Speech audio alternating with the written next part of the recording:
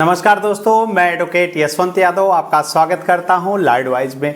आज हम बात करेंगे कि आपने लोन डिफ़ॉल्ट हो गया है, कई महीने बीत गए हैं, रिकवरी एजेंट अपनी रिकवरी की जो प्रक्रिया करना है कर रहे हैं, आपका अकाउंट एनपीए हो गया है और एनपीए के बाद भी पेमेंट नहीं दिया गया, उसके बाद आपका अकाउंट को राइट ऑफ में डाल दिया गया है। तो इस परिस्थिति में राइट ऑफ हो चुका है तो बहुत सारे रिकवरी एजेंट हमारे क्लाइंटों को फ़ोन करके कह रहे हैं पैसे चुका दो नहीं तो आपको जेल हो जाएगी, पैसे चुका दो नहीं तो आपको बिल्कुल डिफॉल्टर की श्रेणी में आ जाएंगे। कई लोगों का फ़ोन आता है हमारे पास, सर ऐसे ऐसे रिकवरी एजेंट कह रहे हैं, ये झूठ बोल बोल करके यहाँ तक फर्जी सेटलमेंट लेटर, माने ये किसी भी तरह से कैसे भी करके आपसे पैसे निकालना चाहते हैं। तो पैसे जो निकालना चाहते हैं, केस हो जाएगा, आपके पास बेल कराना पड़ेगा, आपके झूठ बोल के फर्जी सेटलमेंट लेटर इशू करते हैं, अकाउंट राइट ऑफ हो जाएगा, एनपीए हो गया है, जेल हो जाएगी, ऐसी जो बातें करते हैं, इसमें कितनी सच्चाई है आज की वीडियो देख लीजिए, पूरा आपका डाउट क्लियर हो जाएगा। एनपीए हो जाने के बाद जेल हो जाएगी, इसमें कितनी सच्चाई है आप बताइए। ऐसा कोई प्रावधान है कि आपके अकाउंट को एनपीए हो गया, एनपीए होने के बाद आपको जेल होने का है? कमेंट्स में आप बताइए, एनपीए के बाद क्या जेल हो सकती है? ऐसा कोई नियम है? कमेंट्स करके आप लोग वीडियो देखिए, ठीक है, उसके बाद पहले कमेंट्स तो कर दीजिए, क्या एनपीए होने के बाद जेल हो जाएगी, हाँ या ना, ताकि मुझे भी अच्छा लगे कि आप लोग कमेंट्स में जवाब दे रहे। जितने लोग वीडियो देख रहे हैं बताइए, एनपीए होने के बाद जेल होगी या नहीं, यस या नो, हाँ या ना में उत्तर दीजिए। आपने लोन लिया, डिफ़ॉल्ट कर गए, लोन डिफ़ॉल्ट होने के बाद आपका लोन या डिफ़ॉल्ट हो चुका है या डिफ़ॉल्ट होने वाला है या डिफ़ॉल्ट हो रहा है, किसी भी परिस्थिति में कंपनी को अवगत कराने के लिए आरबीआई की गाइडलाइन है, आप कंपनी को लीगल प्रायर नोटिस जरूर दिए। और लीगल प्रायर नोटिस देते समय ये नोटिस जो है जरिए रजिस्टर्ड डाक और एडवोकेट के माध्यम से दे, एडवोकेट के लेटर हेड पे दे। अपने खुद ही एडवोकेट न बनने लगे कि मैं ही नोटिस दे दूंगा, उसका रिप्लाई दूंगा, ऐसा कुछ नहीं है। आपको देना है तो एडवोकेट के माध्यम से दीजिए, एडवोकेट के लेटर हेड पे जाना चाहिए और इंटीमेशन लेटर देना है। आपको इंटीमेशन लेटर देना है, आपको इन्फॉर्म करना है, उसके लिए इंटीमेशन लेटर आपको देना होगा। तो इंटीमेशन लेटर भी आप इनको दीजिए। तो पहले बात, कोई भी अगर डिफ़ॉल्ट होता है तो कंपनी को लीगल प्रायर नोटिस दीजिए। अगर आपका लोन एनपीए हो गया है या राइट ऑफ हो गया है, एनपीए का मतलब समझ लीजिए, अगर आपने 3 महीने 90 दिन अगर लोन की ईएमआई आप नहीं दे पा रहे हैं तो आपके अकाउंट को एनपीए में डाल देते हैं। एनपीए में डालने के बाद यदि आपके पास पूरे पैसे हैं ब्याज पेनल्टी जुर्माने के साथ, तब तो आप उसमें पैसे डालिए और अपने अकाउंट को रेगुलर करा सकते हैं। यदि डिफ़ॉल्ट हो गया है, आपका अकाउंट एनपीए में हो गया है, तो उसमें 1 रुपए भी आपको देने की ज़रूरत नहीं है। अगर एनपीए के बाद आप पैसा उसमें देते हैं तो ब्याज में, पेनल्टी में, जुर्माने में आपका सब पैसे कट जाएंगे। इसलिए आपको एनपीए होने के बाद उसमें कोई पैसा मत डालिए। या फिर आपका राइट ऑफ हो गया है तो भी उसमें पैसा डालना बंद करिए, स्टॉप लॉस, रुक जाइए, पैसे को इकट्ठा करिए। उसके बाद जब आपके पास 20-25% पैसे हो जाएंगे तो आप सेटलमेंट नोटिस भेज दीजिए।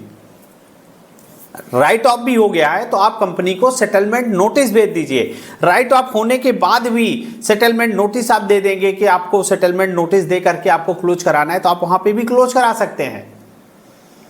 कंपनी को पहला काम legal prior notice, right of हो गया है तो सेटलमेंट नोटिस, तो 2 नोटिसें आप दीजिए ताकि फ्यूचर में कभी भी कोई दिक्कत परेशानी का सामना करना पड़ता है तो आप इन्फॉर्म कर सके, मैंने आपको लीगल प्रायर नोटिस दे रखा है और एनपीए होने के बाद आपको पैसे नहीं डालने हैं उस अकाउंट में। यदि उस अकाउंट में पैसे डालते भी है, एक ईएमआई दे भी देते हैं एनपीए के बाद, तो ब्याज में, पेनल्टी में, जुर्माने में वो कट जाएगा, आपका उस पैसे का कोई लाभ नहीं मिलेगा। इसलिए एनपीए हो गया है या फिर आपका राइट ऑफ हो गया है तो आपको पहले सेटलमेंट नोटिस भेज दीजिए। अगर उसको एक्सेप्ट करते हैं, आपसे सेटलमेंट करना चाहते हैं तो सेटलमेंट का नोटिस लीजिए, सेटलमेंट लेटर मांगिए उनसे।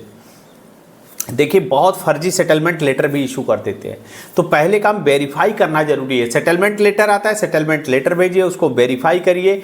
उसके बाद 1 टाइम सेटलमेंट, ओटीएस या रेगुलर सेटलमेंट, 2 सेटलमेंट होते हैं। सेटलमेंट में भी 2 प्रकार के होते हैं, एक होता है रेगुलर सेटलमेंट, एक होता है ओटीएस, 1 टाइम सेटलमेंट। तो दोनों में से जो आपको समझ में आए। मैं तो ज़्यादातर कहता हूँ कि OTS, वन टाइम सेटलमेंट, एक बार में ही सेटलमेंट लेटर इशू करवाइए, उसको वेरीफाई कराइए, अगर वो जेन्युइन है तो एक बार में पेमेंट करके उसको क्लोज करिए, उसको कहते हैं OTS। एक होता है रेगुलर सेटलमेंट। रेगुलर सेटलमेंट में आपको किस्त बन जाएगी, 1 2 3 EMI बन जाती है, ताकि आप एक अमाउंट इतना, एक first EMI, second EMI, third EMI आप पे कर सकते हैं।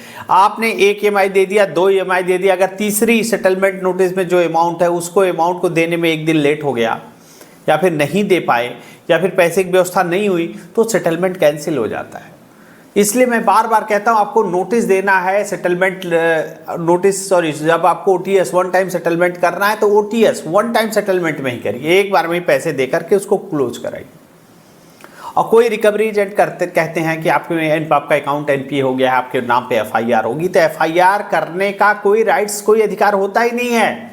अगर इनके पास अधिकार होता है FIR कराने का तो ये पहले FIR कराते फिर आपके पास आते।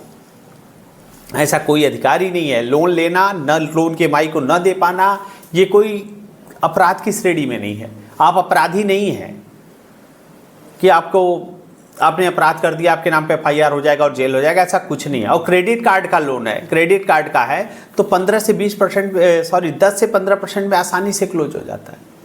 क्रेडिट कार्ड में सेटलमेंट के चांसेस ज़्यादा होते हैं, आसानी से सेटलमेंट होता है। तो एजेंट की बातों में मत आइए।